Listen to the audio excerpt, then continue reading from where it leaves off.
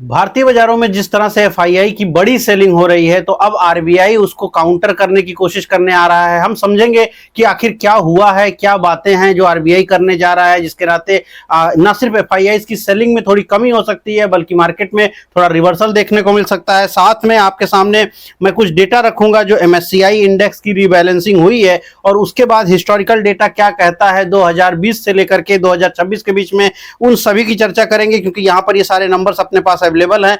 देखेंगे कि आने वाले वक्त में मार्केट किस तरह से पैन आउट हो सकता है, क्या होता है जब आपका जो इस तरह की रिबैलेंसिंग एमएससीआई की होती है, उसके आने वाले वक्त में क्या देखने को मिलता है, और किस तरह से आरबीआई की ये जो बात है यहाँ पर आपको किस तरह से इसका असर देखने को मिल सकता है। तो जो बाजारों में गिरावट हुई है उसके संदर्भ में इन सारी चीजों को हम जोड़ के चलेंगे।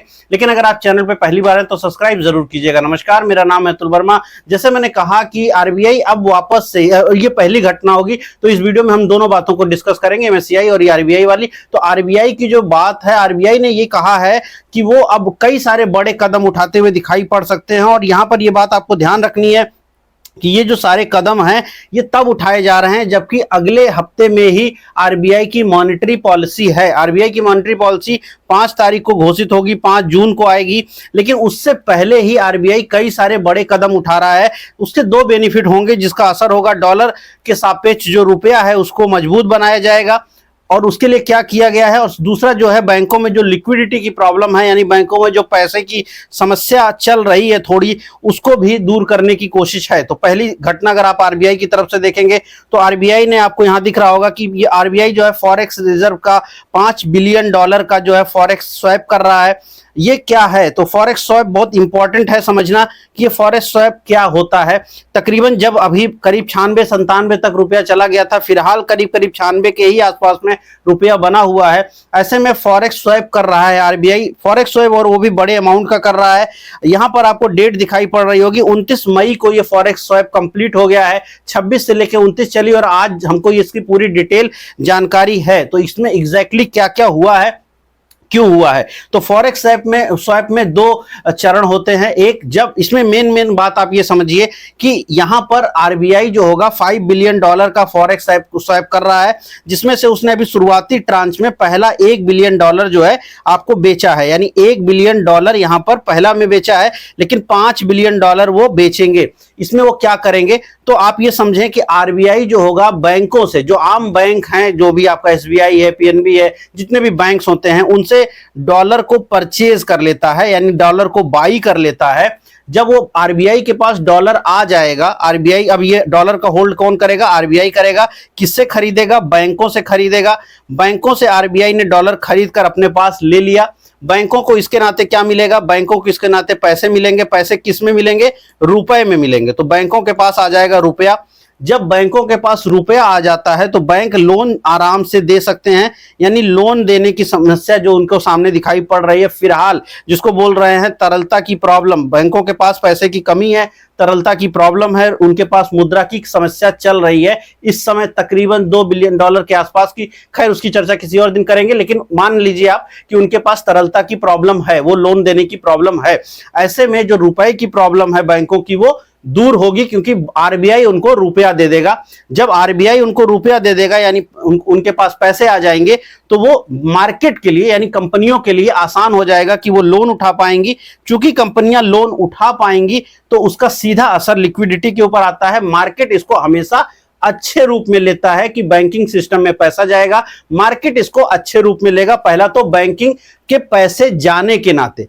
दूसरा, इसका असर यह होगा कि यहां पर क्या किया गया है, तो देखिए 26 मई से लेकर के 29 मई के बीच में सेटलमेंट हुआ। इसमें यह हुआ कि आरबीआई जो है पहले चरण में आपको, यानी 29 मई तक क्या किया, आरबीआई ने बैंकों से लिया, डॉलर लिया, उनको रुपया दे दिया।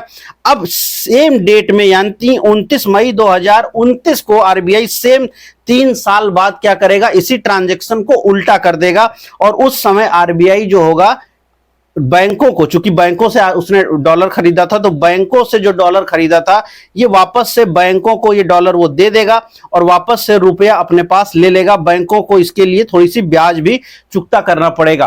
तो अब जो ये क्या होगा, ये 2029 में होगा। लेकिन 2026 में क्या हुआ, 2026 में बैंकों से डॉलर खरीदा आरबीआई ने, और अब इस डॉलर से क्या होगा कि वो डॉलर को बेच सकेगा। डॉलर को बेचना क्यों पड़ेगा? आपको मालूम है रुपया कमजोर हो रहा है। जब रुपया कमजोर होता है, अगर हम यहां पे समझे इस बात को, देखें इस बात को, तो जब रुपया कमजोर होगा आपका, तो आपको क्या करना पड़ेगा? जैसे फिलहाल की स्थिति आज चूंकि बाजार में बंदी है तो आपको दिख रहा होगा, तो जब रुपया कमजोर होगा तो उसको डिफेंड करने के लिए आरबीआई को क्या करना पड़ेगा? डॉलर को सेल करना पड़ेगा। डॉलर को सेल कर रहा है आरबीआई, लगातार डॉलर को सेल कर रहा है, जिससे उसके पूंजी भंडार यानी विदेशी मुद्रा का जो पूंजी भंडार है वो कम होता हुआ दिखाई पड़ा है और उस चेस्ट में डॉलर की कमी हो रही है। इसका असर हमारे टोटल इकोनॉमी के ऊपर होता है। लेकिन जब पैसा हमें बैंकों के माध्यम से मिला, बैंकों से डॉलर मिला, बैंकों के पास ये डॉलर कहां से आता है? वो जो ऑफशोर अकाउंट्स के लिए वो करते हैं, यानी जो ट्रांजैक्शंस में डालते हैं, वो पैसा आरबीआई के पास आएगा और आरबीआई इसके थ्रू जो है डॉलर को सेल कर पाएगा और उसके नाते क्या हो गया? रुपया जो होगा मजबूत होगा। तो इन जो घटना हो रही है इससे दो बातें होंगी। पहला तो आपका जो रुपया है वो मजबूत होगा, यानी इसमें थोड़ी सुधार हो सकता है, ये बाजारों के लिए अच्छी बात है। डॉलर की जो रेट है रुपए की तुलना में वो थोड़ा नीचे जाएगा, एक बात। और जो बैंकों के पास पूंजी की प्रॉब्लम है वो दूर होती दिखाई पड़ेगी कुछ एक समय के लिए, तो ये असर रहेगा। तो इसका असर कब होगा? जबकि आरबीआई चाहता तो इसको मॉनेटरी पॉलिसी के दौरान कर सकता था या मॉनेटरी पॉलिसी में इसका अनाउंसमेंट कर सकता था, लेकिन आरबीआई ने मॉनेटरी पॉलिसी से पहले 5 जून से पहले ये कदम उठाया है। उसके मेन कारण यही है कि वो चाहते हैं कि मॉनेटरी पॉलिसी से पहले मार्केट में लिक्विडिटी आ जाए। तो इसका असर ये आप मान के चलें और 5 तारीख को हो सकता है कुछ और बड़े फैसले आपको देखने को मिल जाएं। तो आरबीआई एक मोड में जा रहा है कि वो जिम्मा उठाने की कोशिश कर रहा है कि बाजारों को या रुपए को वो और ज्यादा अब नहीं टूटने देगा। इसके नाते आपका मार्केट का जो सेंटीमेंट है वो सुधरेगा। जाहिर सी बात है बाजारों का सेंटीमेंट सुधरेगा, और अगर बाजारों का सेंटीमेंट सुधरेगा तो मार्केट जिन लेवल्स पर है यहां से उसमें एक रिवर्सल आपको देखने को मिल सकता है, एक यू शेप घुमाव आपको देखने को मिल सकता है, इसकी संभावनाएं बन रही हैं। तो मार्केट सेंटीमेंट के लिए ये बात अच्छी है। 2 बातें मैंने कर दी। तीसरी बात हमारे लिए इंपॉर्टेंट है समझने की, और वो बात है जो मैंने अभी आपको बताया। तो यहां पर हम चलते हैं 1 मिनट के लिए इसके ऊपर। तो यहां पर ये आपको दिखाई पड़ रहा होगा। तो ये जो डेटा है, ये डेटा मैं आपको समझाना चाह रहा हूं। पहले मैं इस डेटा को बड़ा कर दूं। तो ये हमारे सामने एमएससीआई का डेटा है। एमएससीआई का डेटा का मतलब हो गया, एमएससीआई जो है आपका रीबैलेंसिंग हुआ था। तो अभी जो शुक्रवार को बड़ी गिरावट आई थी वो क्या हुई थी? एमएससीआई की रीबैलेंसिंग के नाते हुई थी, भारी गिरावट हुई यहां पर। और मैं थोड़ा बड़ा कर दूं ताकि आपको एकदम साफ दिखाई पड़े। तो एमएससीआई, अच्छा अब एक चीज और जो मैंने आरबीआई के लिए बताया, तो उसके नाते आपका एफआईआई की जो सेलिंग है उसमें भी थोड़ी सी आपको कमी देखने को मिल सकती है। जो आरबीआई का पॉलिसी चेंज हो रहा है, या यूं कहे जो आरबीआई कदम उठा रहा है उसका असर रह सकता है। दूसरा, आरबीआई की 5 तारीख को मॉनेटरी पॉलिसी आएगी, तो अब यहां से लेके 5 से 7 तारीख तक जो नहीं पूरा अगला हफ्ता है, ये अगला हफ्ता कहीं पॉजिटिव व्यू में हो सकता है। क्योंकि मान के चलेंगे एफआईआई भी और घरेलू निवेशक भी कि जो आरबीआई है वो लगातार कोशिश करेगा कि बाजार और सुधरे। तो ये एक सेंटिमेंटल इंपैक्ट वहां पर है। अब एमएससीआई वाली बात जो मैं उठाया, तो एमएससीआई की अगर आप बात करें तो यहां पर ये साफ दिख रहा है, और यहां पर मेरे पास डेटा है, ये हम 2023 से देख रहे हैं। तो जो लास्ट 12 एमएससीआई की रीबैलेंसिंग हुई, जिसमें आप शुक्रवार को जो आपने रीबैलेंसिंग देखी, जिसमें 8,000 करोड़ रुपए का एमएससीआई रीबैलेंसिंग में पैसा निकला। टोटल कई लोगों के दिमाग में है कि यार 21,000 करोड़ की सेलिंग हुई, बट वो 21,000 करोड़ में 8,000 करोड़ केवल एमएससीआई के नाते थे। और वो इंपॉर्टेंट पॉइंट है क्योंकि बाकी की सेलिंग को तो ऑलरेडी जो है डीआईआईज ने एब्जॉर्ब कर लिया था, और तकरीबन 4,000 करोड़ मात्र का ही अगर आप समझें तो नेट आया था हमारा, जो शुक्रवार का माइनस है, यानी 4,000 करोड़ के आसपास का ही माइनस मार्केट से निकला था। लेकिन उसमें से 8,000 करोड़ के आसपास तो यहीं से निकला था। 21,000 टोटल था, लेकिन सिर्फ एमएससीआई 8,000। अब अगर हम केवल और केवल एमएससीआई के ऊपर फोकस करें, बाकी सारे फैक्टर को स्किप कर दें, तो एमएससीआई की जो ये अमाउंट है यहां पर आपको दिख रहा होगा 2023 अप्रैल मई 2024 में 3 बार हुआ, 25 में हुआ और 26 में 2 बार हो चुका है। इसके बाद होता क्या है? तो यहां पर इस डेटा को हम 2 पॉइंट में डिवाइड करेंगे। पहला, वीकली आधार पर कि जब भी रीबैलेंसिंग होती है उसके पहले मार्केट किस तरह की थी, उसके पहले किस तरह की थी, यानी उसके पूर्व में किस तरह की थी, और रीबैलेंसिंग होने के बाद बाजारों ने क्या दिखाया, अगले हफ्ते में कैसा बाजार रहा, और अगले महीने भर में फिर बाजारों ने क्या किया। तो अगर हम यहां पर देखेंगे तो ये डेटा हमारे सामने उपलब्ध है। अब मैं इसको थोड़ा सा आपको दिखा दूं, तो ज्यादातर केसेज में अगर आप देख रहे होंगे यहां पर तो 2026 में पहले यानी बाजारों जिस दिन रीबैलेंसिंग हुई उसके पहले मार्केट क्या कंडीशन में थी, तो 2026 में भी माइनस में था, 2026 लगभग सारे समय में बाजारों में माइनस में था। ये 2023 का समय है जब बाजार रीबैलेंसिंग के पहले थोड़ा प्लस में थे। क्यों? क्योंकि रीबैलेंसिंग की डेट जो होती है वो पहले अनाउंस होती है, तकरीबन 15 दिन का समय होता है रीबैलेंसिंग के समय में। 13 मई को इस बार की भी जो डेट थी, 13 मई को वो लिस्ट आ चुकी थी कि रीबैलेंसिंग होगी, ठीक है। तो ये सबको पता था, जो इस शुक्रवार को हुआ, लेकिन इसके पहले हमको 13 मई को ये जानकारी है, लेकिन आम नागरिक भूल जाता है, मीडिया इसको कवर नहीं करती क्योंकि उसको इंटरेस्ट नहीं रह जाता है। अब यहां पे अगर आप देखो तो होता यह है कि जब इस तरह की रीबैलेंसिंग होनी है तो मार्केट को ये तो पता है, बड़े प्लेयर को तो ये पता है, एफआईआई को तो पता है, जिनको वो रीबैलेंसिंग करनी है उनको तो पता है। तो मार्केट में उससे पूर्व जो है यानी एक हफ्ते पहले से ही थोड़ी सेलिंग स्टार्ट हो जाती है। लगभग आप देख पा रहे होंगे पिछले करीब करीब 7 जो रीबैलेंसिंग है सब में मार्केट मंदी में था। इवन 2023 के भी पीछे के दोनों में था मंदी में। सिर्फ 2 बार ऐसा है कि थोड़ा स्लाइटल और बहुत जरा सा है 0.12 और 0.22, जिसको कह सकते हैं नगण्य के बराबर ही बाजारों में तेजी रही। तो एमएससीआई रीबैलेंसिंग के लगभग हर समय पहले मंदी होती है, ये चीज साफ हमको दिखाई पड़ रही है और इस बार भी वो चीज हो रही थी। लेकिन यहां पे नंबर चेंज हो जाता है और यहां पर स्थिति काफी चेंज आपको दिखाई पड़ेगी। अब अगर आप यहां पे देखोगे तो यहां पे आपको ये साफ दिख रहा होगा कि यहां पर इसके यहां पे आपको ये साफ दिखाई पड़ रहा होगा कि यहां पर ट्रेलिंग उसके बाद क्या होता है और 1 महीने बाद क्या होता है। तो 1 महीने बाद क्या होता है और उसके पहले क्या होता है, वो चीज अगर आप समझेंगे तो 1 महीने बाद अगर आप देखें तो 1 महीने बाद मोटा मोटी आपको यहां पर हर बार अगर हम यहां पे देखेंगे तो फिलहाल तो अभी जो मई में हुआ उसका तो हमें नहीं पता, इसलिए यहां पर नॉन एप्लीकेबल लिखा हुआ है। लेकिन उसके पहले और ये जो आपका पॉइंट दिख रहा है जो फरवरी 26 में हुआ था, तो फरवरी 26 वाला ये नंबर है जिसमें 11% मार्केट उसके बाद घटी है। लेकिन फरवरी 26 में रीबैलेंसिंग के बाद क्या हुआ, उसके बाद डोनाल्ड ट्रंप का प्रहार चलता रहा, उसके बाद जो है वॉर हो गई, तो वो सारे कारण थे जिसके नाते मार्केट घट गई, अलग फैक्टर्स के नाते घट गई। लेकिन अगर आप उसको नगण्य कर दें यानी उसको हटा दें तो उसके पहले यानी जितनी बार रीबैलेंसिंग हुई है 1 महीने बाद, ट्रेलिंग प्रूफ ये है, ट्रेलिंग यानी 1 महीने बाद क्या हुआ, तो लगभग सभी बार जब भी रीबैलेंसिंग हुई है उससे 1 महीने बाद मार्केट हर बार लगभग सभी बार तेजी में है। करीब यहां 10 बार में से तो 8 बार बाजारों ने तेजी दिखाई है डेट वाइज। और ये अगर फरवरी वाले को हटा दें क्योंकि वो वॉर के नाते घटा, तो सिर्फ एक बार ऐसा है कि जब बाजार नीचे की साइड में गए थे और ये टाइम था आपका 2024 में, नवंबर 2024 में। नवंबर 2024 को अगर आप छोड़ दीजिए, नवंबर 24 में क्यों, क्योंकि मार्केट में एफआईएस की सेलिंग स्टार्ट हुई थी, सितंबर 24 में मार्केट में सेलिंग स्टार्ट हुई थी और मार्केट उस समय अपने ऑल टाइम हाई पर था, लगातार वो अपने हाईज बना रहा था उस समय। तो वहां पर एमएससीआई रीबैलेंसिंग के दौरान और उसके बाद जो सेलिंग है उसकी संभावनाएं बनती हैं, उसमें कोई बड़ी बात नहीं है।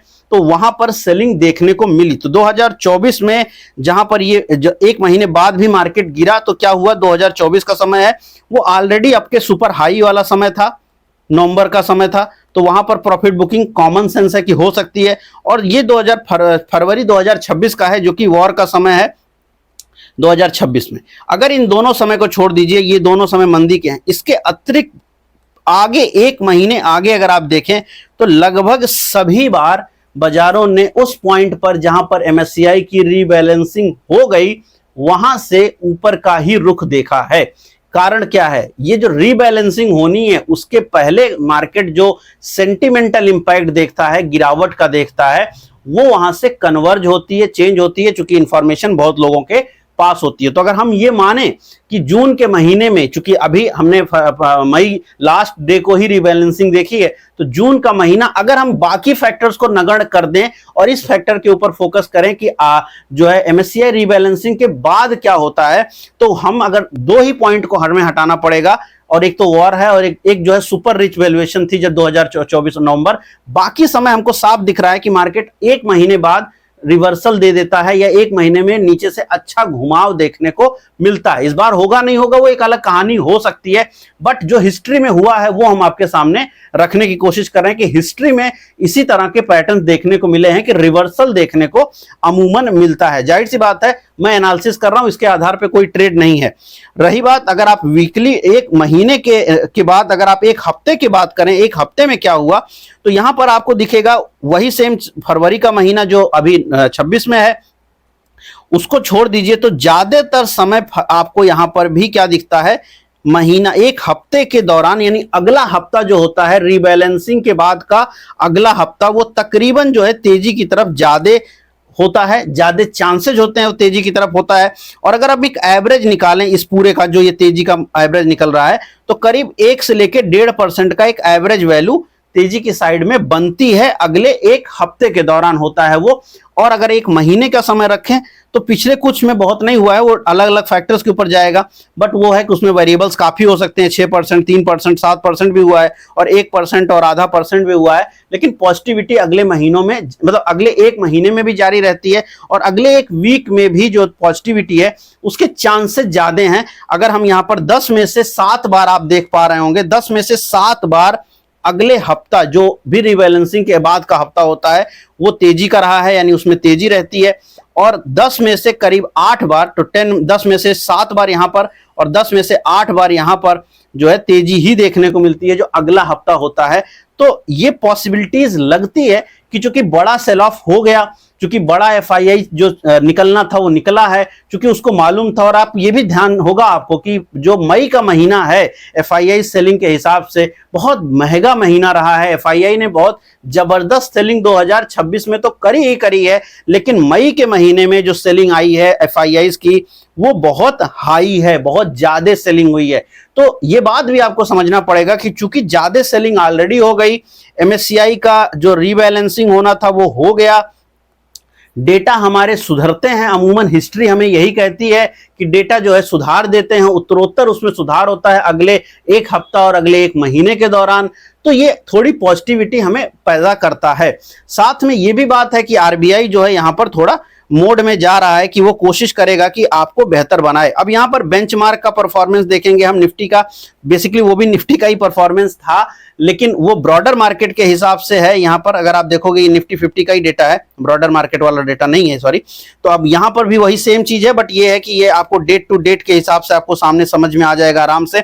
तो अगर 2022 को देखें तो लगातार जो है परफॉर्मेंस आपकी रीबैलेंसिंग के पहले इंट्राडे में यानी उस दिन की बात कर रहा हूं, इंट्राडे परफॉर्मेंस केवल 2022 में अगर आप देखेंगे तो जब भी एमएससीआई की रीबैलेंसिंग हो रही थी, इंट्राडे में जब भी रीबैलेंसिंग हुई है 2022 में केवल जो है ऐसा रहा है कि बाजार थोड़ा पॉजिटिव रहे हैं on the intraday basis. Otherwise 2023 से आप देखिए तो कभी भी इंट्राडे बेसिस पर बाजार कोई पॉजिटिविटी नहीं दिखाते। यही सेम चीज इस बार भी हुई है, बाजारों ने इंट्राडे बेसिस पर इस बार भी मंदी करी थी, लेकिन इसका ये असर नहीं होता है कि ये लगातार घट जाएंगे या लगातार गिर जाएंगे। यहां पर एक चीज और भी समझने की है, वो ये है कि जो फरवरी 25 में था, ये फरवरी 25 है और ये है 26 का हमारा समय, मई 26। तो मई 26 सबसे हाईएस्ट सेल ऑफ रहा है एमएससीआई रीबैलेंसिंग के दिन का। जो हाईएस्ट सेल ऑफ है पिछले 4-5 सालों में वो मई 26 में ही आपने देखा है। इसके पहले फरवरी 25 में आपने देखा था जब ऐसा हुआ था। अगर हम मई 25 की बात करें, फरवरी 25 की बात करें, ये आपका फरवरी 25 है, और इसमें भी आपने मई जो फरवरी 25 है, फरवरी 26, तो फरवरी 25 में ज्यादा सेलिंग हुई थी, फरवरी 26 में कम हुई थी, लेकिन मई 26 का इंट्राडे सेलिंग जो है वो सबसे ज्यादा रहा है। अब ये भी है कि 2022 में जब बाइंग आती थी तो उस समय की रीबैलेंसिंग में जनरली पैसे आते थे बाजारों में, और अब वो समय है कि जब पैसे जनरली बाजारों से जाते हैं। तो हर बार रीबैलेंसिंग के दिन आप गिरते ही हो तो कोई इतना डरने का जरूरत नहीं है। अब ये वीकली परफॉर्मेंस वाला सेम डेटा है तो मैं इसको दोबारा एक्सप्लेन नहीं करूंगा, बट वही सेम डेटा यहां पर है। तो मुद्दा ये है कि अगर हम ये बात मान लें कि आरबीआई भी अब आया है, मोर्चा संभाला हुआ है आरबीआई भी, दूसरा आरबीआई की मॉनेटरी पॉलिसी भी है, तो और रुपए को भी संभालने की कोशिश आरबीआई की तरफ से है। मॉनेटरी पॉलिसी में भी वो कुछ अच्छी बातें कर सकते हैं, तो वो भी बाजारों के लिए पॉजिटिव बात हो गया। और साथ में जो एमएससीआई का हिस्ट्री है, हमारा रीबैलेंसिंग का जो हिस्ट्री आपके सामने मैंने रखा है, ये भी हमें थोड़ा पॉजिटिविटी तो देता है। तो यहां से अगर हम बहुत नकारात्मक सोच रहे हैं तो गलत है, यहां से बहुत निगेटिव हमें नहीं सोचना चाहिए on the index basis. Stock to performance अलग रहेगी, वो अलग बात होती ही होती है, लेकिन इंडेक्स लेवल पर बड़े पैमाने पर यहां से मंदी के बारे में अगले हफ्ते या अगले महीनों में सोचना थोड़ा गलत है। आपको इसके अकॉर्डिंग सोचना चाहिए। जाहिर सी बात है, डेटा के हिसाब से समझाया है, उसका कोई आप यूज ना करें, एज ए एकेडमिक लीजिए, एज ए एजुकेशनल पर्पज पर ही इसका उपयोग करें। मगर ये आपको एक हिम्मत देता है निवेशक के रूप में कि वो जो इंट्राडे सेलिंग कल आपने मतलब जो आपने शुक्रवार को देखी है, वो एक वन ऑफ होता है और अमूमन ऐसा होता है, और उसके बाद बहुत ज्यादा पैनिक में जाने की जरूरत नहीं होती है। तो ये आपका सामने पूरा कंप्लीट डेटा मैंने रखा है एमएससीआई का और आरबीआई का। अगर आपको वीडियो पसंद आई, और आप कमेंट में जरूर लिखिएगा कि आप क्या समझते हैं कि किस तरह चीजें हो सकती हैं, किधर चीजें जा सकती हैं, किस तरह का फॉर्मेशन आपको देखने को मिलेगा। और हम बहुत कोशिश कर रहे हैं कि डिटेल रिसर्च, अच्छे रिसर्च, ऐसे रिसर्च जो आपको कम से कम हिंदी में तो नहीं मिलेंगे, इंग्लिश में भी नहीं मिलेंगे, stock market, Indian stock market पर हम वो आपके सामने ला के रखें। पसंद कीजिए, लाइक कीजिए, कमेंट कीजिए, शेयर कीजिए, क्योंकि इस टाइप के वीडियोस पे जब व्यूज नहीं आते हैं तो खराब भी लगता है और मेहनत करने का मन नहीं होता। और फिर वो कचरा कंटेंट अगर बाकी जो लोग आप देख रहे हैं, जो बाकी जगहों पे आ रहा है, वही अगर हमारे पे आएगा तो फिर आप भी अफसोस करेंगे। तो कोशिश करें कि जो अच्छी कोशिश हम करने की कोशिश कर रहे हैं, लगातार आपके सामने अच्छा कंटेंट डालने की कोशिश कर रहे हैं, आप उसका सहयोग करें और जितना हो सके उतना शेयर करें, कमेंट्स करें, ताकि जो है एल्गो को समझ आए कि चीजें अच्छी हैं और वो ज्यादा इसको लोगों के सामने ले जाके दिखा सके। उम्मीद कर रहा हूं आप ऐसा करेंगे। मैं मिलूंगा कल नए वीडियो में। इस वीडियो में इतना ही। धन्यवाद।